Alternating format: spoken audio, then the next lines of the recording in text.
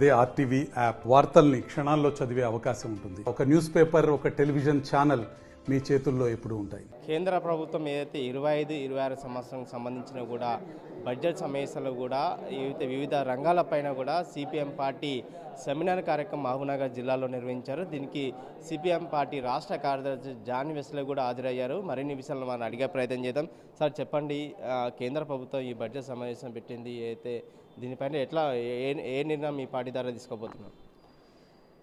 కేంద్ర ప్రభుత్వం 50,65,000 కోట్ల రూపాయల బడ్జెట్ ప్రవేశపెట్టింది. కానీ ఈ బడ్జెట్లో దాదాపు 12 లక్షల కోట్ల రూపాయలు కేవలం వడ్డీలు కట్టడానికే పోతుంది. అట్లాగే ఇంకొక 12 లక్షల కోట్ల రూపాయలు అప్పులు తెచ్చి వీటిని అమలు చేస్తామని చెప్పి చెప్తుంది. అట్లాగే 50 లక్షల కోట్ల రూపాయలలో అత్యధిక భాగం కార్పొరేట్ సంస్థలకు అనుకూలంగా ఈ బడ్జెట్ ప్రవేశపెట్టింది. 7 లక్షల కోట్ల రూపాయలు కార్పొరేట్ సంస్థలకు అనుకూలంగా ఉండేటట్టుగా పెట్టుతూ శ్రామిక వర్గాల ప్రయోజనాలకు మాత్రం నిధులు కేటాయించలేదు.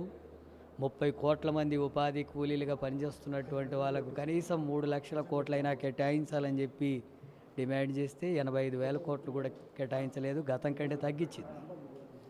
అట్లాగే రైతులకు ఎరువుల మీద ఇచ్చే సబ్సిడీలు 11,000 కోట్లు, వ్యవసాయం మీద 10,000 కోట్లు సబ్సిడీలు తగ్గించింది. అట్లాగే కార్మికుల సంక్షేమానికి ఎలాంటి నిధులు కేటాయించలేదు, కనీస వేతనం అమలు జరగడానికి ఎలాంటి చర్యలు తీసుకోవడం లేదు. అట్లాగే ఎస్సీలు, ఎస్టీలు, బీసీల సంక్షేమానికి ఈ బడ్జెట్లో పూర్తిగా అన్యాయం జరిగింది. ఎస్సీలు 16% ఉంటే వాళ్ళకి 5% నిధులు కూడా ఇవ్వలేదు. గిరిజనులు 7% ఉంటే 2% నిధులే ఇచ్చారు. బీసీలు 50% పైగా ఉంటే వాళ్ళ సంక్షేమానికి నిధుల కేటాయింపులే లేవు. మైనార్టీలు 30 కోట్ల మంది ప్రజలు ఉన్నటువంటి మైనార్టీలకు కేవలం 3,500 కోట్ల రూపాయలు కేటాయించింది. ఆహార సబ్సిడీలు తగ్గించింది. విద్య, వైద్యం పూర్తిగా ప్రైవేట్ పరం జరిగేటట్టుగా వాటికి నిధులు కోదబెడుతూ వస్తుంది. రెండింటికి కలిపి 20% నిధులు కేటాయించాలని చెప్పంటే 4% నిధులు మాత్రమే కేటాయించింది. అలాగే ఉద్యోగం, ఉపాధి అవకాశాలు కల్పించడానికి ఎలాంటి ప్రతిపాదనలు ఈ బడ్జెట్లో లేవు. అలాగే రాష్ట్ర ప్రయోజనాల కోసం కూడా ఇందులో బడ్జెట్ లేదు. కనీసం ఏ ఒక్క ప్రాజెక్టుకు జాతీయ హోదా ఇవ్వలేదు. పాలమూరు రంగారెడ్డి కానీ, కాళేశ్వరం కానీ ఇతర ప్రాజెక్టులకు జాతీయ హోదా ఇవ్వలేదు.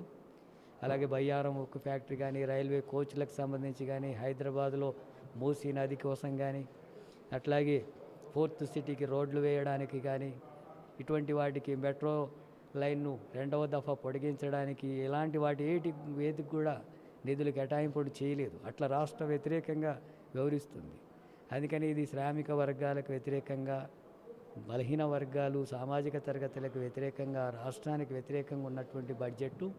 ఈ బడ్జెట్ పూర్తిగా కార్పొరేట్ సంస్థలకు, పెట్టుబడిదారులకు అనుకూలమైనటువంటి బడ్జెట్. ఈ శ్రామిక వర్గాల దేశ సంపదను దోచి కార్పొరేట్ సంస్థలకు దారదత్తం చేయడానికి ఈ బడ్జెట్ మోడీ ప్రభుత్వం, బీజేపీ ప్రభుత్వం, కేంద్ర ప్రభుత్వం పెట్టింది. దీన్ని వ్యతిరేకిస్తున్నాం సిపిఎం పార్టీగా. అట్లాగే వామపక్షాలన్నీ కూడా వ్యతిరేకిస్తున్నాయి.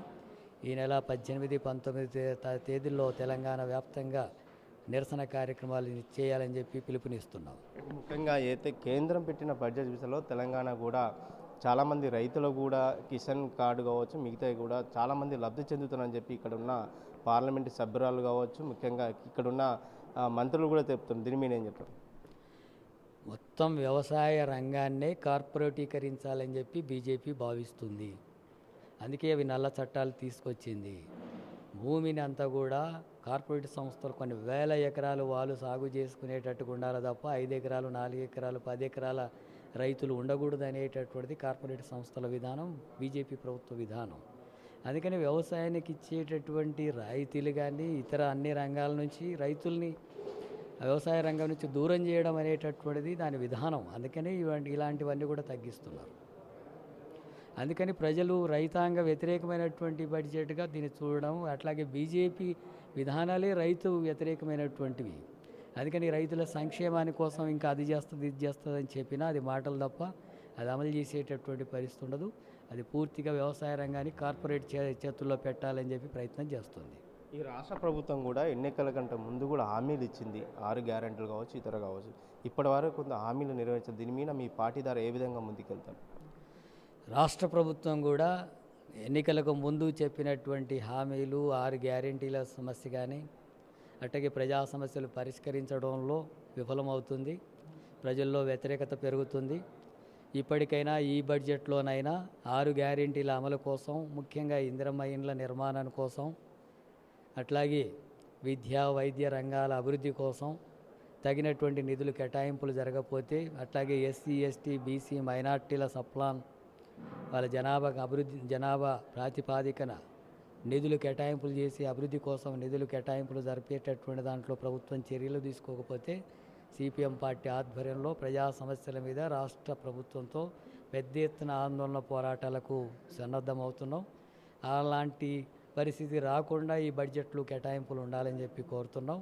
అలాంటి కేటాయింపులు జరగకుండా కాలయాపన చేసి ప్రజలను మోసం చేస్తాం అనుకుంటే మాత్రం పెద్ద ఎత్తున పోరాటాలకు సిపిఎం పార్టీ సన్నద్ధమవుతుంది.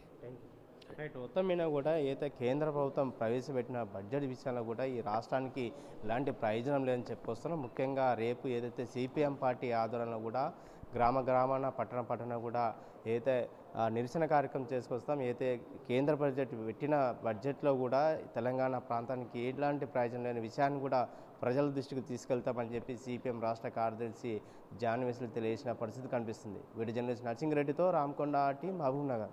మరిన్ని వీడియోస్ కోసం ఛానల్ ని సబ్స్క్రైబ్ చేయండి. లేటెస్ట్ అప్డేట్స్ కోసం వాట్సాప్ ఛానల్ ని ఫాలో అవ్వండి. అండ్ లింక్ డిస్క్రిప్షన్ లో ఉంది.